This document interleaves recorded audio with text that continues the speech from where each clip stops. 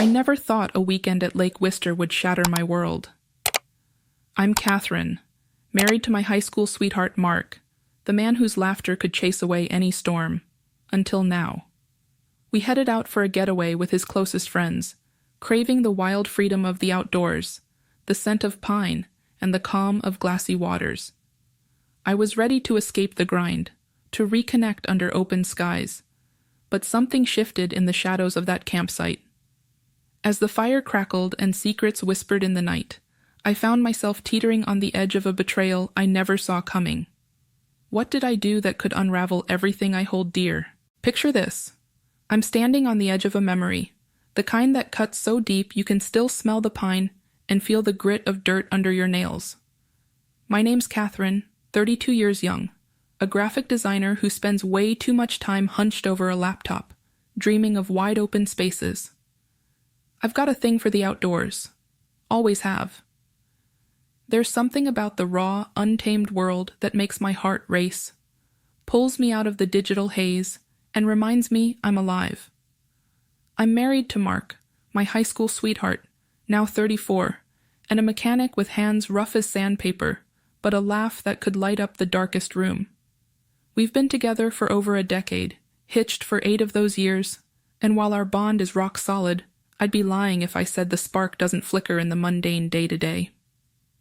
Mark's a rugged, fun-loving soul, always up for a good time, though sometimes that good time comes with one too many beers in hand. I've learned to roll with it, mostly.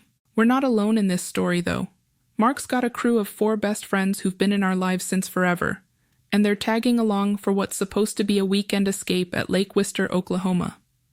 First, there's Jake, 35, a real estate agent with charm for days and a wit so sharp it could cut glass. He's got a flirtatious edge that makes you wonder if he's joking or serious.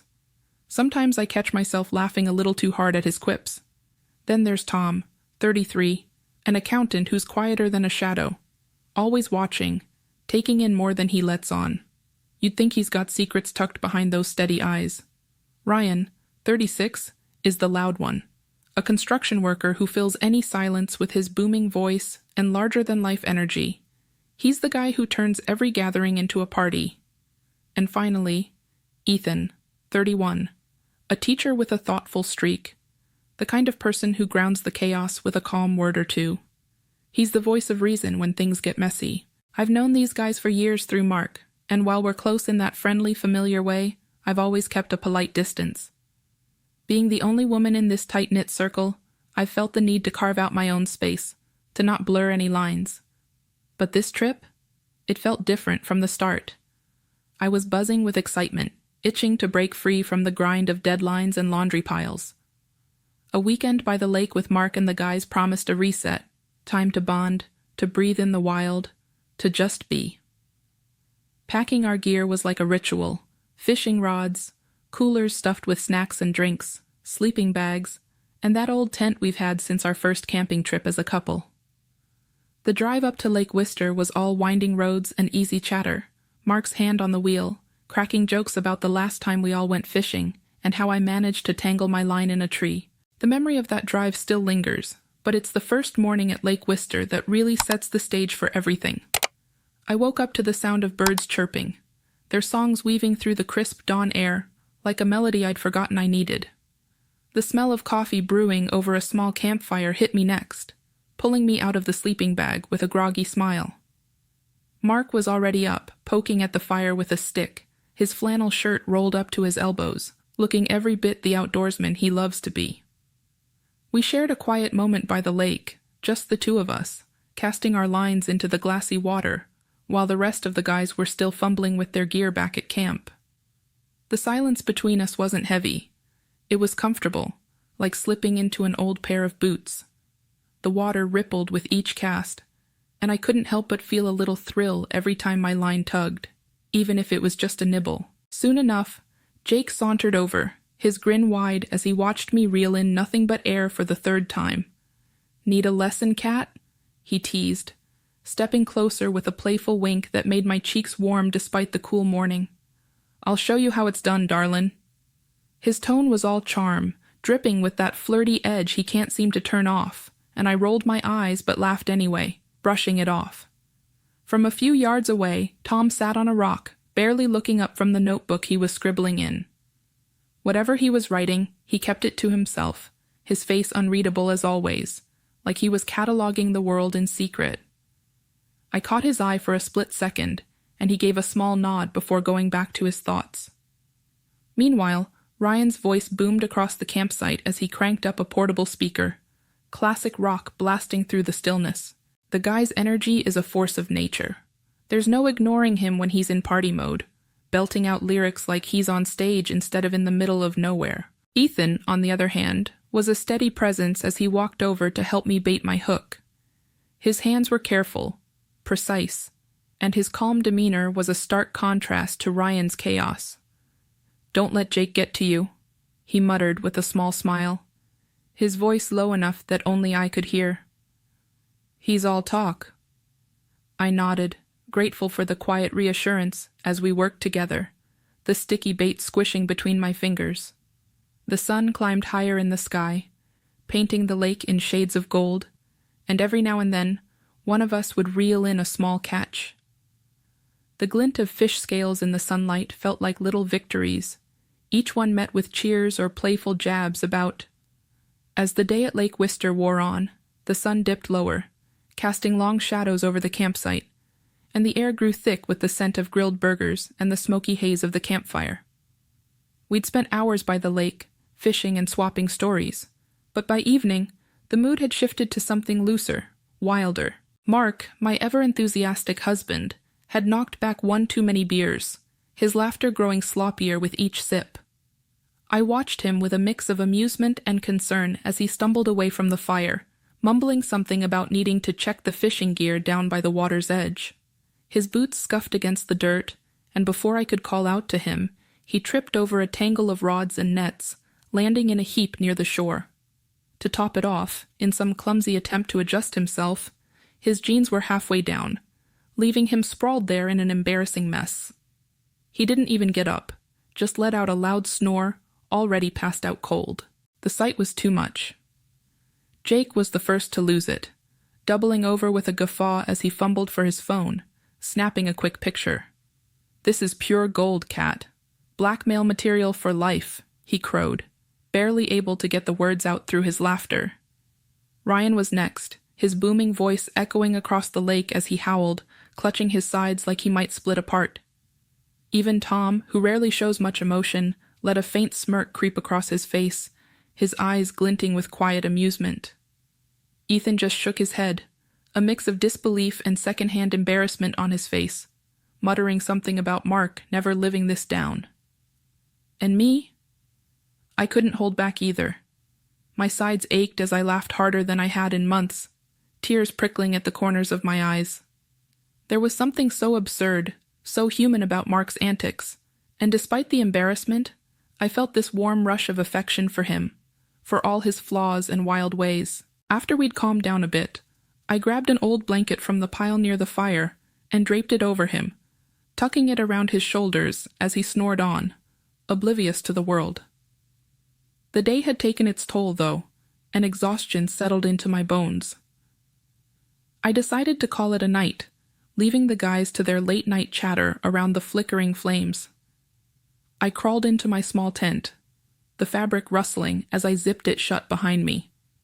Outside, the crickets sang their endless song, a soothing hum that mingled with the faint crackle of the dying fire. I could still see its glow through the thin canvas, a soft orange light that danced on the walls of the tent as I nestled into my sleeping bag. My body was heavy, my mind drifting, and soon enough, sleep pulled me under like a gentle tide. I don't know how long I was out before something yanked me back to consciousness. A slow, deliberate sound, the zipper of my tent inching open. My heart slammed against my ribs, adrenaline spiking as I sat up, squinting into the darkness. A shadowy figure slipped inside, moving carefully, and as my eyes adjusted to the dim moonlight filtering through the fabric, I realized it was Jake. Confusion hit me first, then a jolt of unease. "What are you doing here?" I whispered, my voice barely audible, thick with sleep and suspicion. He crouched close, his breath warm in the confined space, and murmured, "Just wanted to talk, Kat. Couldn't sleep." His voice was low, almost too intimate for the moment, and it sent a shiver down my spine that I couldn't quite name. I shifted, sitting up fully, and in the quiet of the tent, with the world outside muted, I felt this sudden wave of vulnerability. Before I could think better of it, I leaned forward, wrapping my arms around him in a hug, seeking some kind of comfort in the dark. He held me back, and for a moment, it was just that. Two people clinging to a fleeting sense of connection. But then I felt it, a subtle press against me, a reminder of how close we were. I woke up to a hollow silence, the kind that presses against your chest and makes every thought feel louder. My head was pounding, a relentless drumbeat behind my eyes, as if last night had left its mark in more ways than one. I was alone in the tent, the sleeping bag twisted around me like a tangled confession. The air inside felt heavy, thick with a lingering scent, a faint trace of cologne that wasn't Mark's. It hit me like a punch, pulling every fragmented memory of the night into sharp, unforgiving focus. My stomach churned, not just from the hangover, but from the suffocating weight of shame that settled over me like a second skin. What had I done? How had I let things spiral so far out of control? I sat up, my hands trembling as I tried to smooth out the mess of the sleeping bag, as if straightening it could somehow straighten out the chaos in my mind.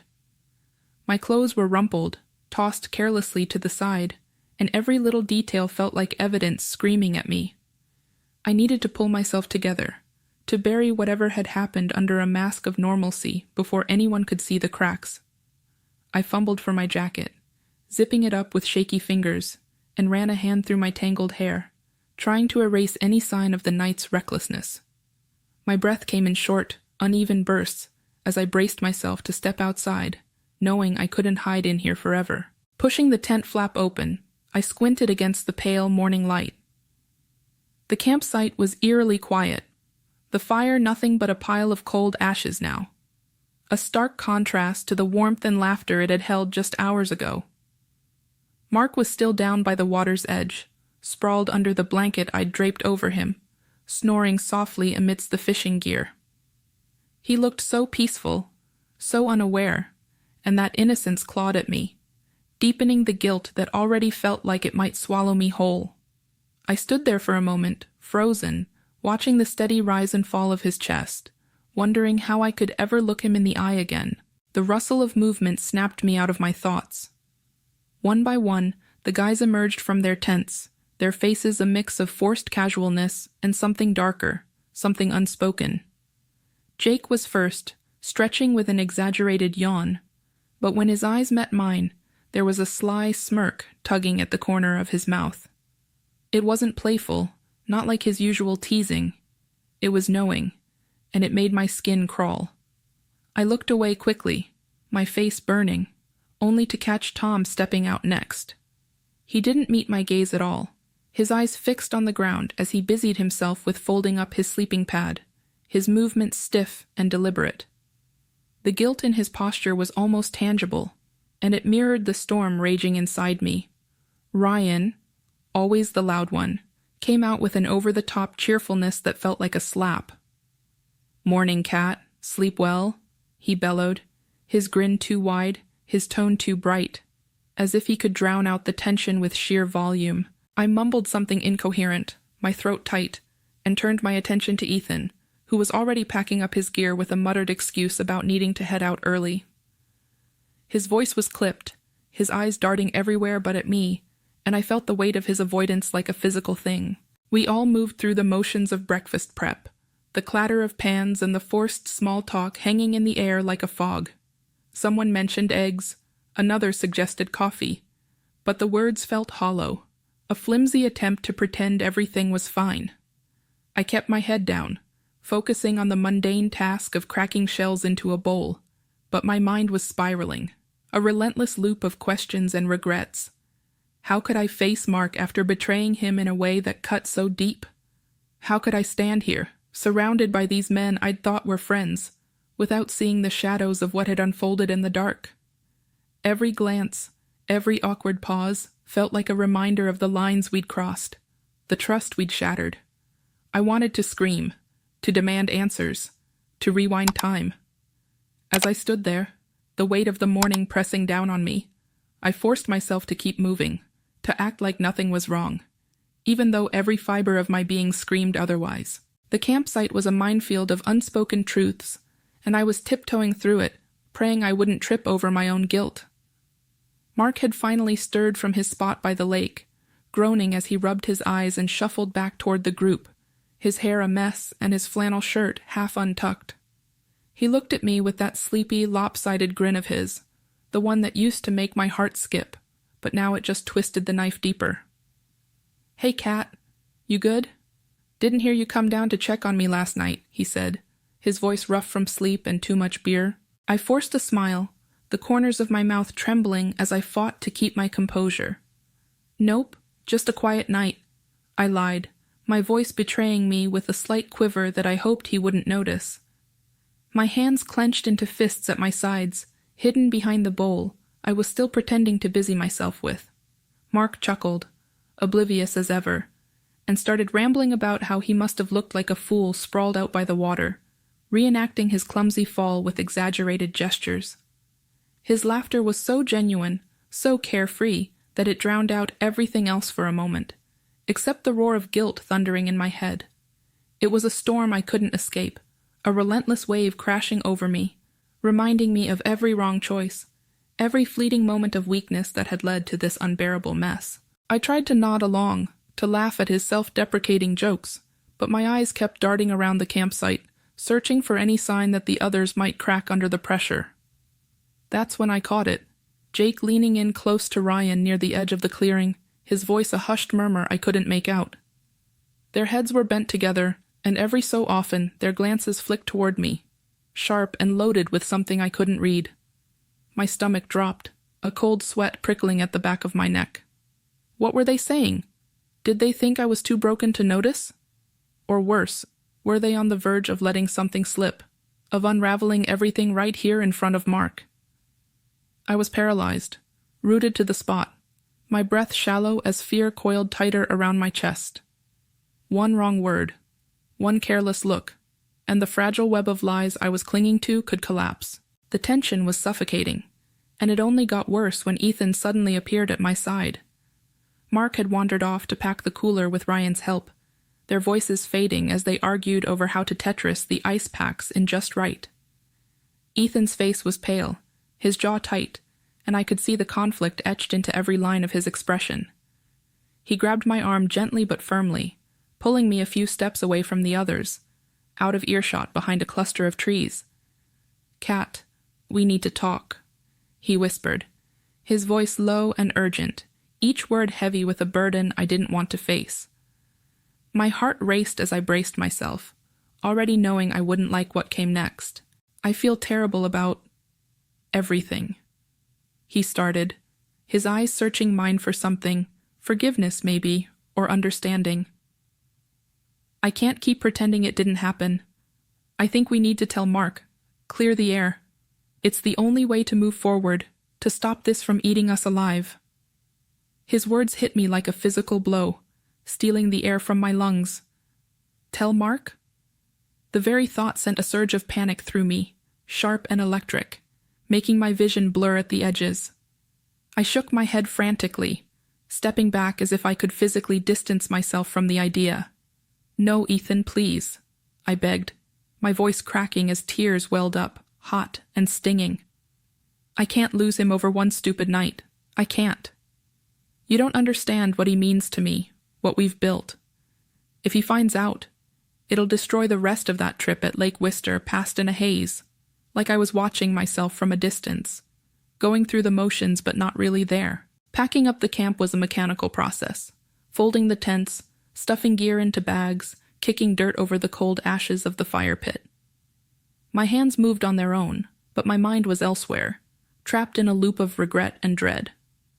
The guys didn't say much, and neither did I. The drive home was a stretch of endless silence, the hum of the engine filling the void where laughter and banter used to be. Mark sat beside me, staring out the window, his usual chatter replaced by a quiet I couldn't read. Every now and then, he'd glance my way, his brow furrowing just slightly, like he sensed something was off but couldn't pin it down. I kept my eyes on the road, gripping the steering wheel tighter than necessary, praying he wouldn't ask questions I wasn't ready to answer.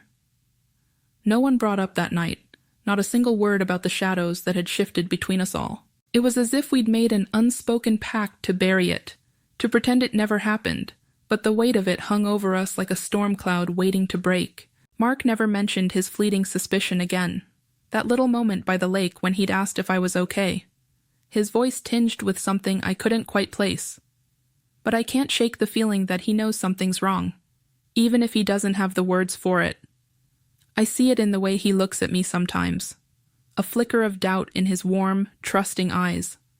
Like he's searching for a crack in the facade I've been trying so hard to maintain.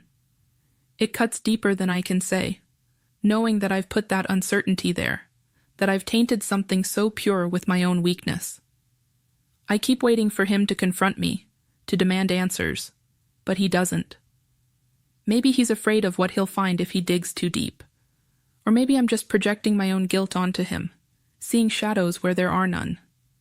Either way, it's a torment I can't escape, a silent accusation that follows me everywhere. The weeks after we got back were a blur of avoidance.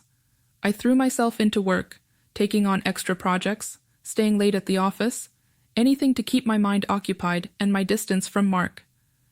Every design I sketched, every deadline I chased, was a desperate attempt to drown out the memories of that night by the lake. But it didn't work. The guilt is a constant companion, a heavy stone in my chest that no amount of distraction can dislodge. When I'm forced to be home, every interaction with Mark feels like walking on glass. I flinch at the smallest things, his hand brushing mine as we pass in the kitchen, the way he smiles at me over dinner, oblivious to the storm raging inside me. Each moment of tenderness from him is a reminder of my betrayal, a sharp sting that I don't deserve. I've started making excuses to avoid long conversations, claiming exhaustion or headaches, retreating to the bedroom with a forced smile while my heart races with shame. I can't look at him without seeing the trust I've broken, without wondering how I could have let myself fall so far. I haven't spoken to Jake, Tom, Ryan, or Ethan since we left Lake Wister. I cut off contact completely, ignoring their messages, deleting their numbers from my phone as if that could erase what happened. It's not just shame that keeps me away. It's fear. Fear of facing them, of seeing the judgment or worse. The knowing looks that would confirm I'm not imagining the depth of this mess. I can't bear the thought of hearing their voices, of being pulled back into the memory of that night when everything unraveled. I've isolated myself from them, building walls so high I don't know if I'll ever tear them down. But even in their absence, they haunt me. I catch myself wondering what they're saying to each other, if they've talked about it among themselves, if they've let slip any hints to Mark. The paranoia gnaws at me, a relentless, don't forget to subscribe, like, and comment if you enjoyed this story. This will help us create more engaging stories for you.